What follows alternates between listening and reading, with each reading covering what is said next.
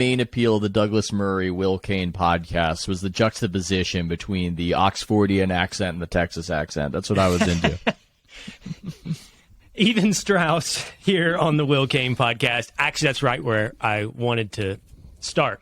I wanted to start with when I was booking you. We were texting, and you brought up the Douglas Murray podcast. You weren't talking about the comparison of accents, which, by the way, I saw in the YouTube comments, some people said Will really doesn't look sharp next to Douglas Murray. And I would say, I am not. I am dull compared to Douglas Murray, but I'm also competing on an uneven playing field because my accent is inherently more ignorant and his is inherently granted the assumption of more brilliance. But that being said, Douglas Murray sharp. But I wanted to pick up on that conversation because you listened to it and you had an observation or a takeaway. I sort of wanted to start with today before we jump into Tom Brady. Oh, yeah. I mean, I think one of the more intriguing things from Murray, whatever people think about him, is sometimes identifying the absence of something or the great void. And we're having all these fights, we're feuding over what is in the political culture. And there's this deeper question, which is, what is this all about? I mean, I know that's a crazy way to get this conversation started, Will, but that was something I think he identified in one of his books, is that in the West, as he calls it, there used to be all these people who would tell you what it's all about. And it was religious in nature, right? And they would say, this is what life is about. This is the meaning of life. Nowadays, it's just kind of you're on your own. And everybody can see that there's this big void, and it seems to be fueling a lot of the conflict currently. And it's just amazing to me for all the moral instruction that we receive, especially from the media, of how you're supposed to be, of how you're a bad person if you don't do this, or if you don't do that, or if you do this, or do that. There's not ever an explanation in the popular culture of, what is this all about? You know, what is the meaning of life? I know that's a crazy place to start off the conversation, but they used to focus on it. They used to focus intensely back in the day. The metaphysical poets, whatever, you know, people in positions of high repute, religious leaders, of course, but that's gone away, and we're just in the aftermath of it fighting. No, I'm really excited about this, and I'm not going to belabor it before we can somehow miraculously tie it in to Tom Brady. But I love this observation of yours, which you're attributing to Murray, because I think you're absolutely right. First, and we've talked about it, my audience and I here on the Will Cain podcast, we've talked about it for months. And that is, I think, most individuals, much less the entire society cumulatively, are searching for meaning and purpose.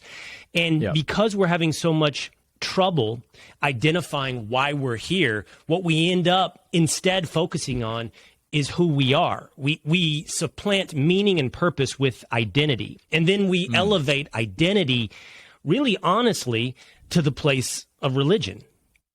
Yeah, I think that is a theme. And I think Murray wrote, was it called The Strange Death of Europe? It was a controversial book. It was a lot of skepticism about immigration in Europe, and it was controversial at the time from what I remember. But I recall in an interview he was saying that it bothered him that nobody addressed the part of the book that was about the void and about what is this all for? What is this all about? It's this missing feature in the culture that we're trying to almost paper over, and we're striving to have these epic struggles. And I think a lot of what we're seeing is often people trying to be good. You know, a lot of the internet mobbing in its own way, it's led by sociopaths who are social climbing, but it's participated in by a lot of people who are trying to find a way to be good in a society that doesn't give them the option to lead what we might have called a virtuous life. It's a society that in many ways has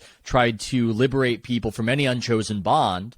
And now we're just kind of floating, and it's a broken situation. And I know as somebody who just writes about the sports industry and culture, I'm not going to put it back together anytime soon, but it's certainly something I've noticed on the local level. It's certainly something I've noticed in the Bay Area, that we are living through a kind of fall. Or as Douglas Murray once called it, Icarus, if he survived the fall.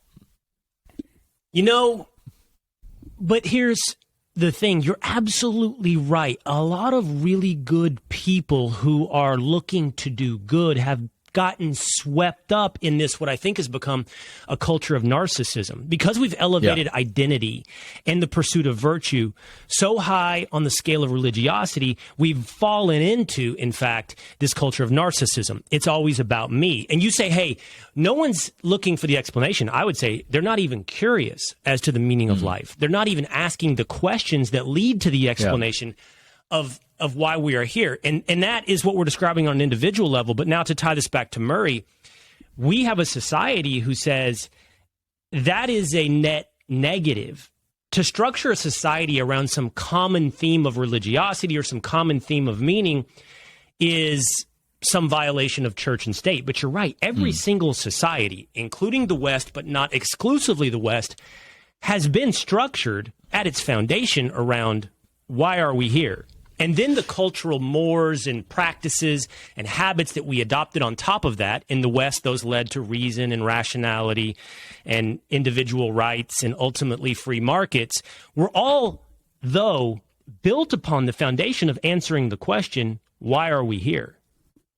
I think that's the case, and I think we're living through a very odd time. I mean, some of the things, I don't think of myself as very ideological. You know, I live out in the Bay Area where there is no Republicanism. You couldn't even have it if you wanted to choose it. The closest precinct to me that votes Republican, I think, is in the Sacramento suburbs. So it's not even a matter of being on a political spectrum because there's nothing to participate in, but a sensibility that might be conservative is just the sense, the observation that I get why we've tried to progress beyond the past and the unfairness of the past, but we have been unable to replace it with something better as of late. Overall, in aggregate. And I'm not talking about 1920s. I'm just talking about the last couple decades, right? And it seems like the people in the culture who are influential enough to get us there can't admit that. They just can't admit that people are pretty unhappy. And I you know, this is maybe a crazy thing to remember, but I remember Camille Paglia once was saying that she was remembering how she grew up. She grew up in some village setting, it was an immigrant community, think Italian, upstate New York. And she was talking about how traditional it was, and the women would hang out with the women and the men would hang out with the men. And they were surrounded by such community and gender roles were defined. And she said, we can't go back to that. I understand that we can't go back to that, but we need to admit that there's a void there, and we lost something along the way if we're going to ever be truly whole again. And I think that we're in a society right now where there's not an admission that we lost anything along the way because there's a denial of it. There's just this assumption that we need to achieve some measure of progress, and that if you question anything, then you are for the bad old days. And the way they said that Make America Great Again was about Make America, you know, when it was racist and sexist, and bring it whatever, that sort of interpretation as a dog whistle. But I think that there's something a little more nuanced happening, which is that we have a void, we have lost something in the exchange, and rather than addressing it, we're just continuing to move forward. Am I getting too college dorm room? Is this getting too abstract? You tell me. No, one more to tie this up, because I actually love this conversation. I've been thinking about this analogy listening to you. It's as though we're now structuring a society like these overnight neighborhoods in suburban metropolis where we build McMansions. We've gotten really good at construction. We've gotten really good at building a new iPhone that comes out every 2 years. We've gotten really good at the trappings of wealth that come out on a capitalist cycle. But when it comes to our foundations, we're not constructing, we are destructing, and we're tearing down all the things that built this society, or rather we're at the foundation of this society. And if we don't figure out how to fill that void, to your point, the whole edifice, the whole house, the McMansion will come crumbling down. This cannot save us. This will not save us, even with the next version. There's something deeper at the foundation. It's doing I'm convinced it's doing the opposite. You just held up a phone. I almost feel like we're letting things fall apart because so much of our reality is curated and in that box. And there are some things that are happening out in the physical world that would not be accepted, that would be fixed if we were more attuned to it. But our attention is divided. Like I said, I'm in the Bay Area. I'm in the East Bay. I drive all over and just see things like I've never seen 5 years ago, 10 years ago. I see them in the suburb / exurb my mom lives in. Just people methed out, just little, shanty towns basically. And obviously San Francisco, there's been a lot of coverage in that, but frankly, I think it's even worse in Oakland. And I often think to myself that if this was happening before the iPhone, as crazy as it sounds to say, I think that there'd be more of an impetus to do something. But so long as a critical mass of people can divide their attention and curate a separate reality in their hand, then the physical reality is just less pressing, and they're more willing to let it unravel. I never knew I'd end up with these kind of conversations with Ethan Strauss. So anyone that is joining us here, I've talked to Ethan several times here on the Cain Podcast. We worked together at ESPN, although we did not get to know each other in our years when our entire attention, our professional attention, was devoted to sports. We've gotten to know each other since then, and I've come to appreciate Ethan, his Substack, and his podcast, and his thoughts much greater than what is limited to the observation of sports over the last several years. But I still want to talk to him because he's an interesting observer when it comes to sports, and it still is a passion for us both. So I wanted to start with this. I want to get your reaction to the news that Tom Brady will soon be a colleague of mine. Tom Brady is joining Fox Sports. He has a deal in place that as soon as he retires, he will go to the broadcast booth, and he will make, I believe, $37.5 million to do so. And by the way, to the extent that we know, the bar has been set by Tony Romo, who makes roughly $18 million a year to call football games on Sunday. We don't know, I don't know, you may know, Ethan, what Troy Aikman and Joe Buck are getting at ESPN, but it's not what Tom Brady is getting from Fox to be also a brand ambassador as well. What are your thoughts on Tom Brady calling games for Fox? Well, I think the wrinkle in it was observed by Ryan Glasspiegel, who I do this call-in podcast with, and he's really observant about sports industry trends, and I didn't see the full picture of it. And he noted that Brady in the contractual language is a brand ambassador. So he's not just calling the games. I mean, I've been rewatching Mad Men recently, and if you see that show, there are the people who make the advertisements, and then there are the people who close the deals. They're in accounts. Tom Brady, in a way, is in accounts, and that means he'll be in the room with some of these decision makers, probably some of these advertisers that your company is trying to do business with. And it's a powerful thing, man. It's funny. I mean, just being around sports, you could see that some of the richest and most powerful people, they're jock sniffers, man. They become putty. They become putty around these athletes. They really do, especially athletes of a certain stature, really especially older athletes. I mean, anybody you watched when you were in a high chair, and it was one of the first people you saw on a TV, has a measure of power over you, I've noticed, right? Where some of these famous players on the Warriors, because I was around them when they were rookies, to me, they're a person, but somebody in the NBA from the 90s, I'm going to go, oh my God, that's crazy. I can't believe I'm talking to this guy. So that is really powerful, and it's to what you're saying, maybe one of the reasons why sports is worth looking at culturally is that it does have that power over people, that it's a business that to be a business needs to be more than a business to people. Otherwise, it will fail. Yeah, and you're absolutely right, by the way. Working at ESPN, certainly in the studio environment, I was exposed to athlete after athlete, superstar after superstar that came through to do First Take or whatever, the Will Cain show. And really, they didn't leave me starstruck. Only the ones that existed in the golden-themed nostalgia of my youth meant something to me. I met Moose Johnston at a USFL game about 2 weeks ago, and Moose doesn't have the star power that many of the athletes do that I met, but Moose left me more feeling like I had the butterflies than many of these big-time superstars, because I loved the 1990s Cowboys. So talk to me about the risk, and here's the thing. Tom Brady's personable, more personable than we ever knew when he was a New England Patriot. He's funny, but Tom is also scripted funny. What's going on his social media, his Twitter, his Instagram, those are produced lines, produced tweets, produced videos. I don't know yet that I have seen Tom off the cuff in a completely entertaining fashion. And I don't know what Tom is like calling a game. And that's the thing. We actually don't know who will be good or won't be good from their playing days. I would never have guessed that Troy Aikman would be good at this, because when Troy Aikman was the quarterback of the Dallas Cowboys, he considered it his job to basically be as bland as possible. And I don't know that Romo wasn't as bland, but I don't think we even knew the extent of his enthusiasm until he was actually in the booth.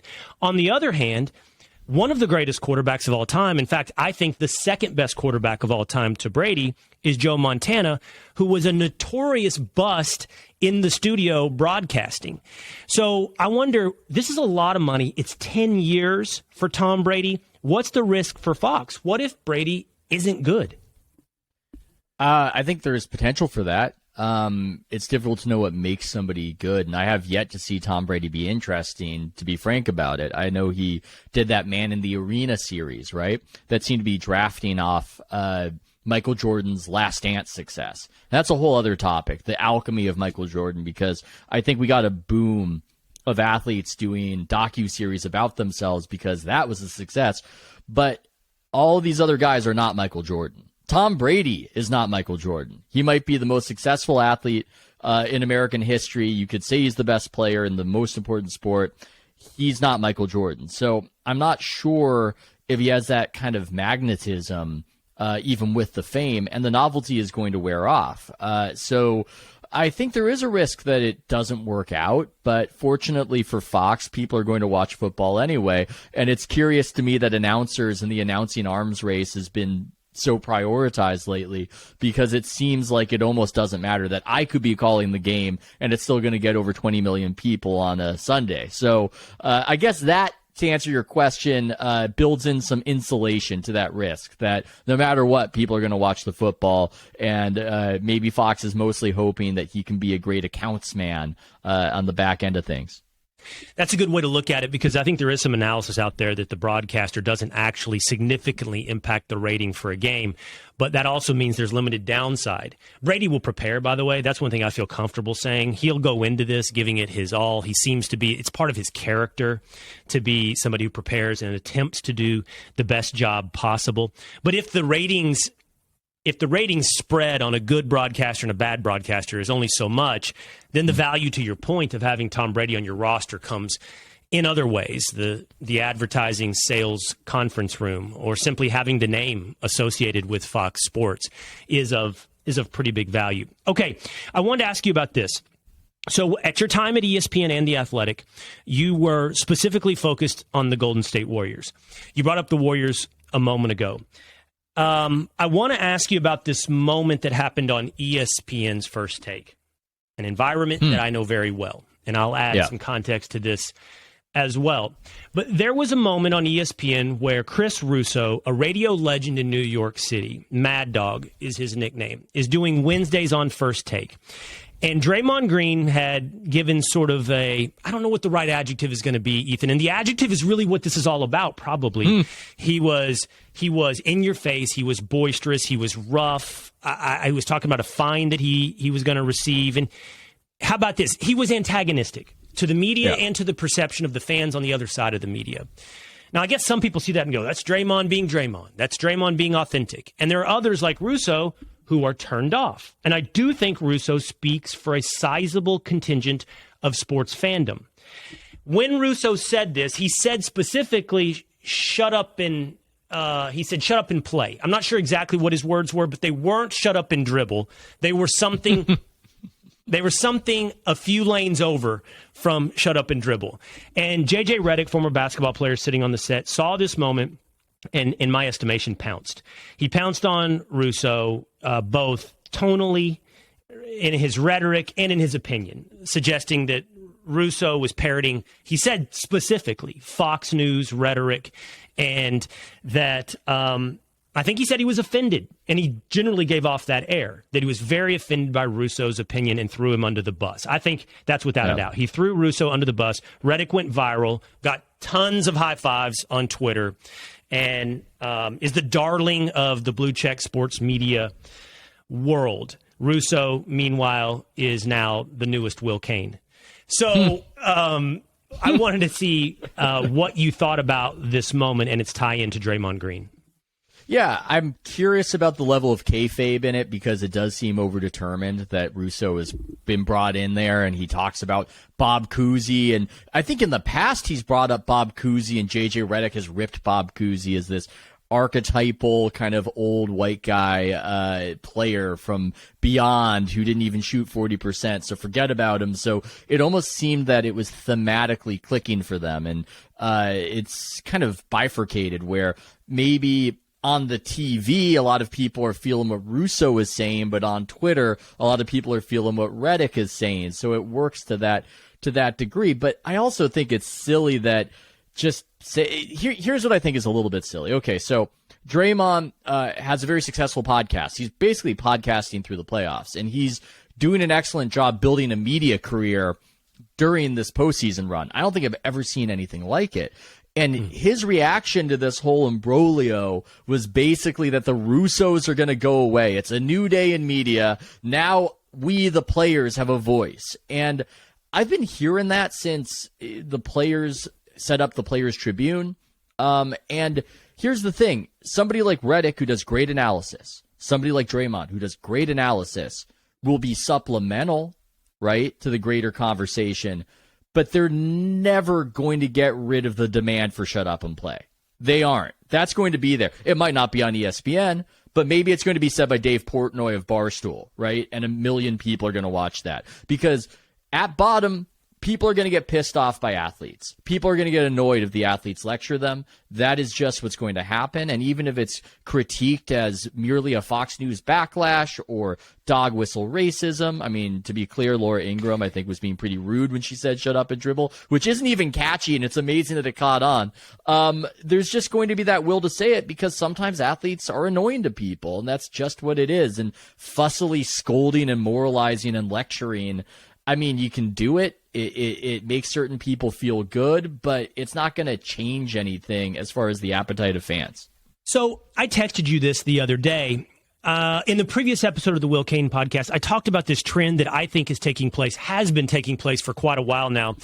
And I'm going to call it in sports commentary. You can speak more to sports reporting. In sports reporting, you guys are plagued with the disease of accessibility, of access. You're no different in that way from news reporting as well, by the way. I think it's fair to say a good chunk of reporters muzzle themselves to maintain access to big names and to stories.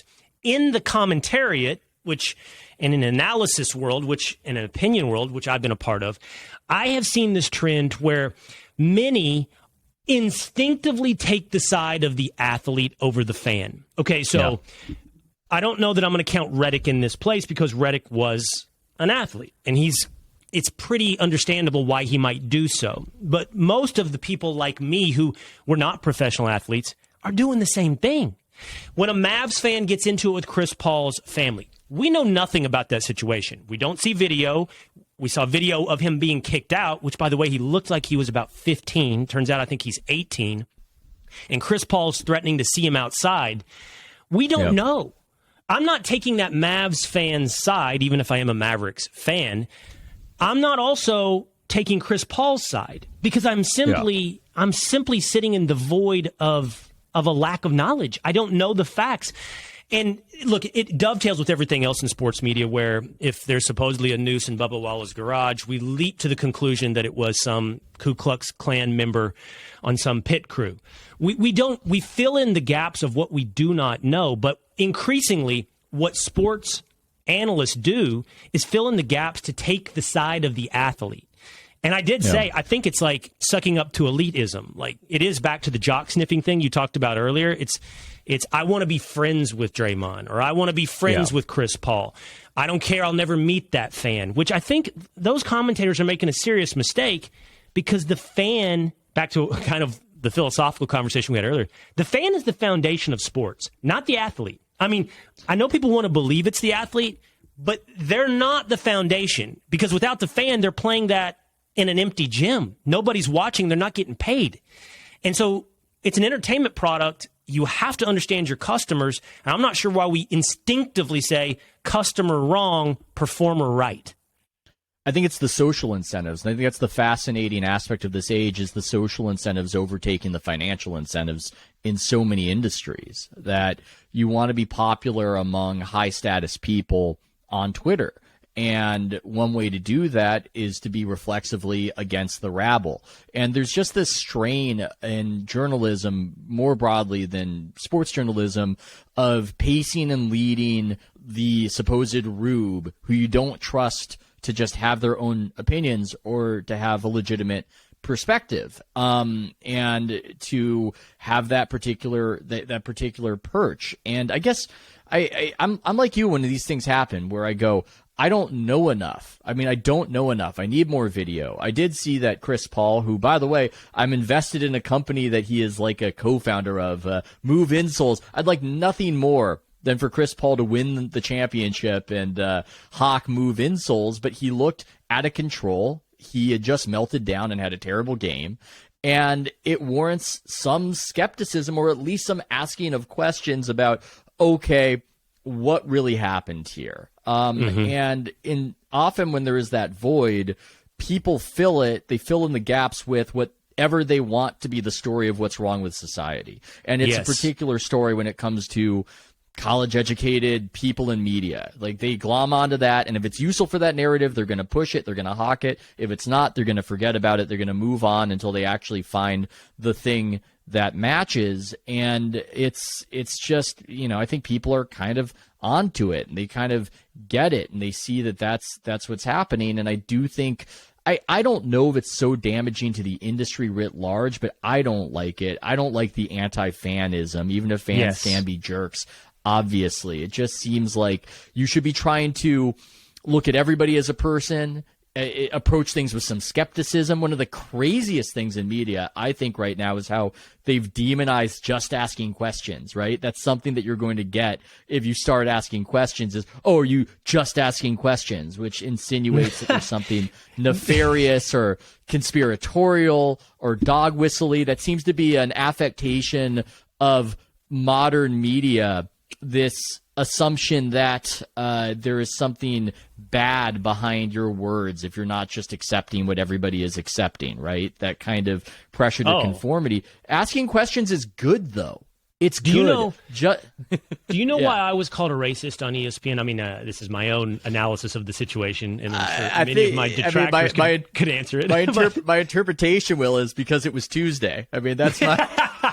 But, well, I'm going to tell you, in my estimation, it's largely because I would not fill that void with the assumption and with the cool thing to say on Twitter.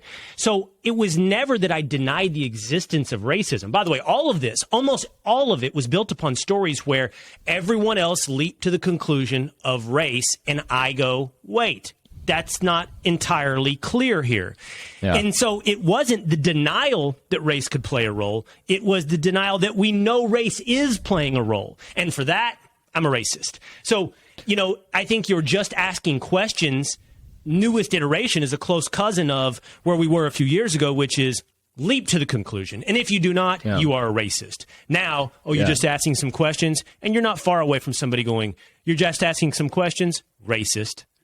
Well, I mean, one of the craziest, scenarios of this was the Jacob Blake situation, where all the leagues, not all the leagues, but the NBA shut down in protest over Jacob Blake getting shot by the police in Kenosha. In baseball, teams canceled their games.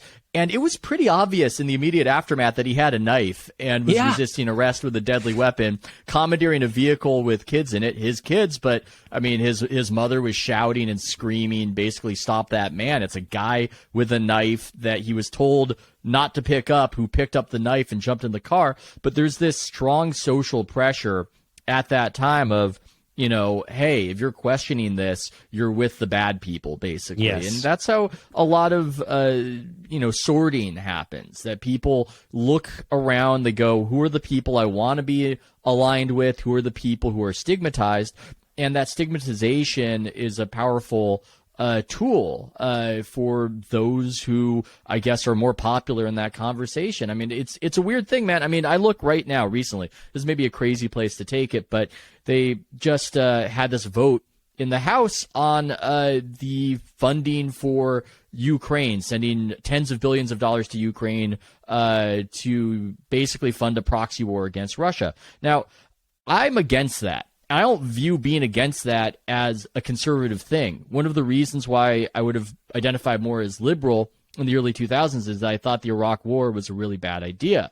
But then I look at who is voting against doing this, and who is it? It's the most stigmatized people in my social milieu. It's Marjorie Taylor Greene. It's Madison Cawthorn, right? It's Matt Gaetz, right? So it's actually 70% of Republicans voted for it, right? So it's the ones who voted against are the people who are the most stigmatized. Now, I'm comfortable saying that on that particular issue, I agree with them. I think this is a bad idea. I think that history will prove it correct that it's a bad idea. But a lot of people just don't want to be affiliated or associated with the most demonized people in their social group. And this all gets sorted out in public instantly in front of us with social media. So that's just how a lot of this goes. It's not people making a choice based on the available facts or their interpretation of the truth. They don't trust that the truth is going to save them. They trust that aligning with the people who are safe is going to save them. Yeah, and it's anything but principled. To your point, this seems to have become, this phone I'm holding up, the modern day middle school lunch table. And I just want to make sure I'm sitting at the right lunch table at all times. So here's yet another sports story that I think we might be able to filter through that very same prism. And colleague, and I think I would say friend of mine, Clay Travis, and I'd say this to Clay. I'm always, I don't like throwing words around like friend because, we've hung out a handful of times, you and me. We've actually never hung out in person. We're friendly. I like you. Yeah. Does that mean we're friends? Yeah. I don't know. But I like Clay. We work together. Does that mean we're friends? Perhaps. But I always don't like that because many of the people that so easily throw the word around friend, much less the I love you, are the same people that quickly turn on you the minute you're not at the cool kids table at middle school. But so here is the story. Clay Travis has been pointing this out. ESPN, and he focuses on one particular personality, Elle Duncan, and I have to say I liked Elle. I liked working with Elle. We had a very good relationship. Was very quick to jump on Disney in the state of Florida, or rather, not at first Disney, but then not later Disney because she works for them and they got on the right side of the issue. But go after the state of Florida for the Parental Rights and Education Bill, which said no talking to kids under third grade about sex and gender identity. Great human rights cause of the time on ESPN. And now we get the news that the NBA, ESPN's partner, will be hosting games, I believe, in Abu Dhabi, where homosexuality is flat illegal and in many instances punishable by death. And Travis has, I think, appropriately been pointing out, whoa. Over here, you consider it a great human rights issue of our time that you can't talk to a kindergartner about gender identity and sexual orientation. Over here, you're silent when it comes to the death of homosexuals in Abu Dhabi, the punishable death penalty of homosexuality in Abu Dhabi.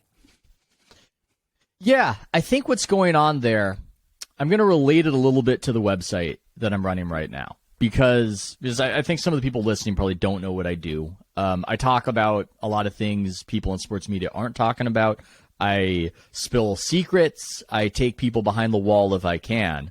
And I've been getting a lot of questions about it because I'll criticize some powerful people. I might criticize Mark Cuban. And so a lot of people have been asking me, hey, what's the pushback like? What's the blowback like? Is your phone getting lit up and you're getting yelled at? Because that's what happens to my former colleagues at The Athletic and at ESPN. They write something that an agent doesn't like, that a GM doesn't like, that a player doesn't like.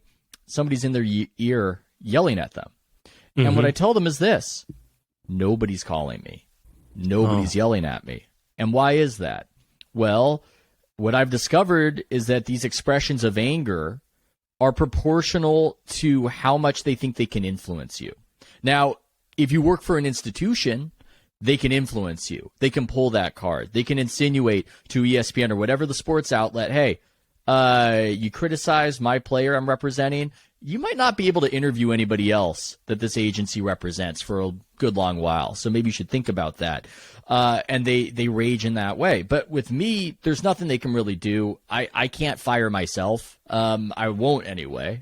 So there's nothing they can do, so they don't bother. And I think that's what you're seeing right here. It's presented as though the issue is all about the umbrage, how angry they are at Florida. But that's not really what it is. Now, is it? What it is maybe we can influence what's happening in Florida, so we're going to say something about it, and we're not afraid of what Florida can do to us, or at least they weren't. Now they are. Now that DeSantis has kind of moved away from the Chamber of Commerce style republicanism, there is now a fear factor there, and I think you're seeing it reflected in how these major companies are more shy to get into the abortion issue than they were on this previous issue, because now they know they can get hit, and that's what it's about in Abu Dhabi. It's that we can't influence that situation. They can take money away from us, so we're not going to say anything about it. And I think that's what people ultimately get sick of, and that's what they get mad about. Even if it could be tiresome to just point out hypocrisies, since everybody's a little hypocritical. But I think what gets tiresome to people is that there are these florid displays of morality and sanctimony, but yet it's all conditional on how much power you wield in the situation and how much power people wield against you in the situation. It is so evidently not about whatever you think is wrong in the world. It's about a different kind of game. Yeah, I think you're right. I would just add the cool kids lunch table in middle school element to it as well. It's cool and acceptable within their social circles, online and in real life, to go after Florida. It's not so cool and acceptable to threaten the NBA's product in Abu Dhabi among those same circles. I want to end this conversation, Ethan, with picking up on a string we left hanging that you brought up earlier. And you were talking about First Take and the confrontation between Russo and Reddick. And you said your feeling was, or you questioned how much kayfabe was involved, invoking the wrestling concept of essentially faking it, kayfabe, putting it on. And I told you this over text, and I want to share with the audience. I have criticism for ESPN, some of which I've shared here today. One of the criticisms that people get wrong about First Take is that it is fake. It is not fake. Most specifically, it is not fake on serious issues. What I mean by that is this. When you see me in a clip on First Take come out and pretend I'm holding a shotgun and shooting crows out of the sky to make Stephen A. Smith eat crow, that's theatrics. That's me having fun. But it's authentically theatrical for the audience. Anyone can tell that's what I'm doing. But when you see me and Stephen A. Smith or me and Max Kellerman having a very passionate argument and angry in a way that I think you can't deny is authentic, that's not staged. And so I think you said to me, wow, First Take does a good job of pulling things out of people. I think the secret to First Take's success is this. There's a morning meeting, Ethan, every day, 7:30 a.m., and in that meeting, it's vetted out what stories will be talked about on First Take. And they go through, and both of the two main talent are involved. And it's like, okay, Draymond Green says this in a press conference, and Mad Dog may jump up and go, I hate it. I hate what he had to say. And Stephen A. will go, put it on the board. We're done. We're done talking about it in the meeting.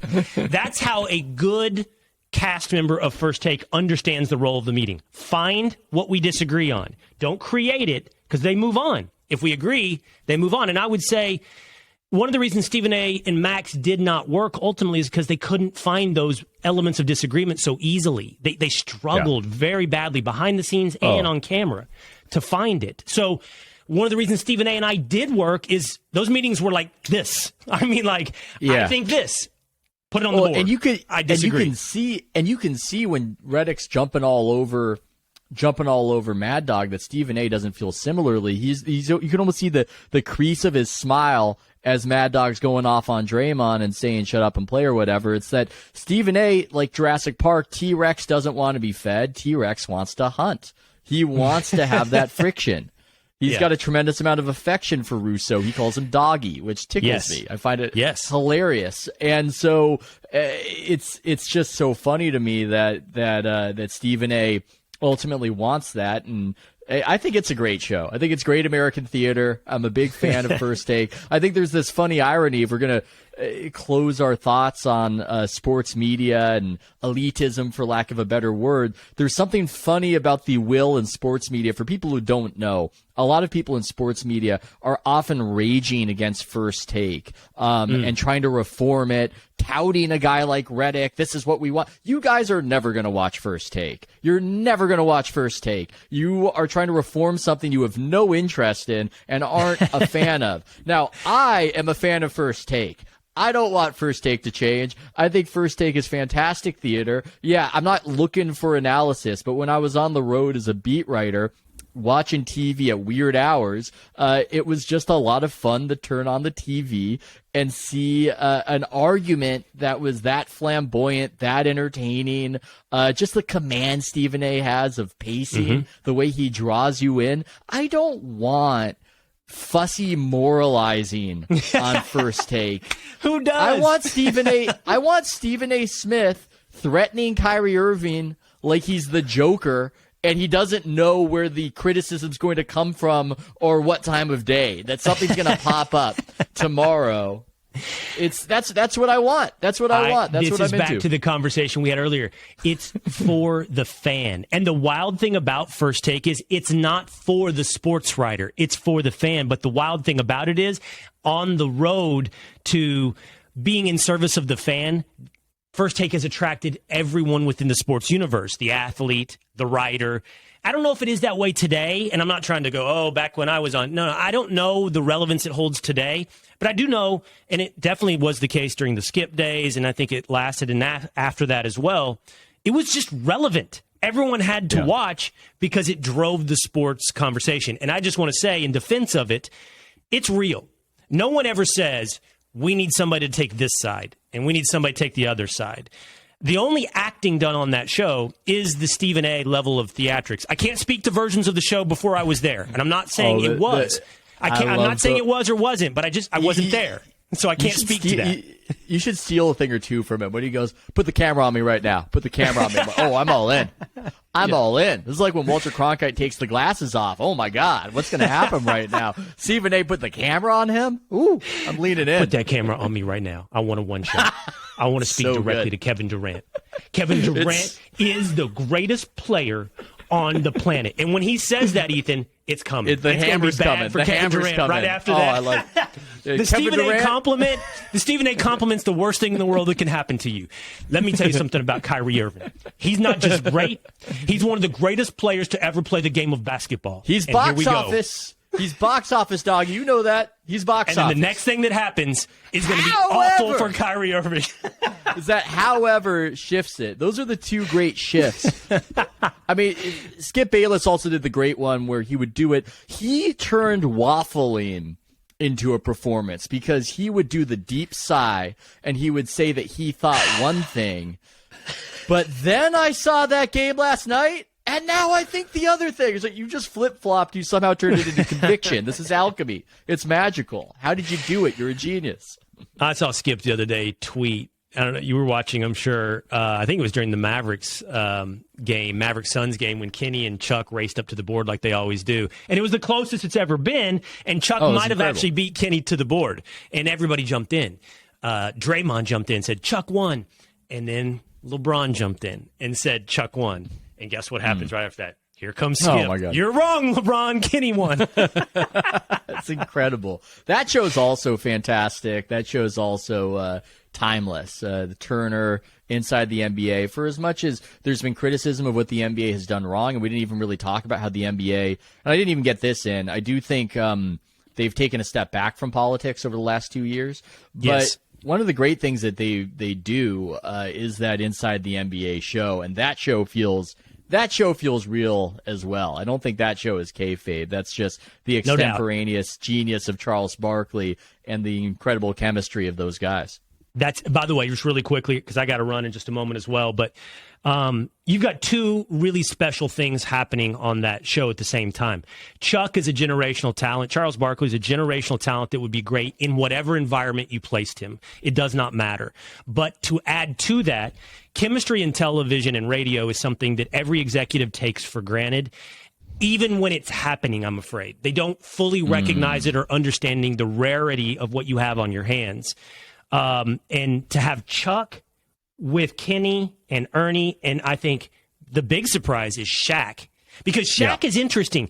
He's interesting and funny sometimes, and he's boring other times. Well, and then with Chuck, that is a whole nother level of authentic genius. So that show has both the star power, the talent of Chuck, and the chemistry of those four. Well, you also need producing. It's like you need good coaching. I remember Shaq was struggling at the beginning.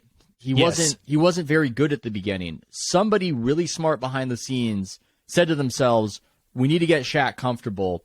What are his strengths? What is he into? And they probably observed that he's a bit of a middle school bully. He is a bit of a middle school bully. So what did they do? They came up with Shaq and a Fool, where they showed bloopers, and they had Shaq narrate the bloopers and make fun of the guys like JaVale McGee who were screwing up. Instantly settled him, instantly got him into a comfort zone, and gave the show another product. That's where producing, I think, comes into play and helps elevate them and helps make the chemistry happen. Yeah, absolutely. That's a good observation. All right, we did it, man. We went from the foundational meaning and purpose of life to Charles Barkley and Shaq and a Fool. And I think that's a very well-rounded conversation. All right, Ethan, it's always great talking to you. And everybody needs to go check out House of Strauss Substack. All right, man. Thank you so much. Thanks for having me on, Will.